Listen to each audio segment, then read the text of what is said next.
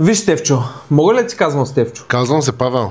Стефчо, аз съм нещо като звезда. Значи, каквото и да постна, се продава веднага, така че минимума ми за пост е 15 000 лева и това е само защото те харесвам. Да, разбирам, а това е доста извън бюджета. Благодаря, че дойде все пак. Павка, моля те. Виж, имам деца. Тати, кога ще вечеря, бе? Този чичко не ще ни купи вечера. Виж, ние гладуваме.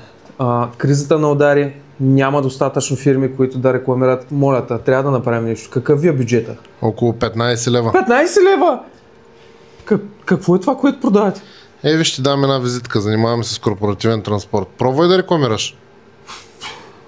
Добре. Здравейте, приятели! Днес сме с True Drivers. Визитката е биоразградима. Най-добрите на пазара. Пробвай да издеш. Линк в описанието. Линк в описанието, приятели.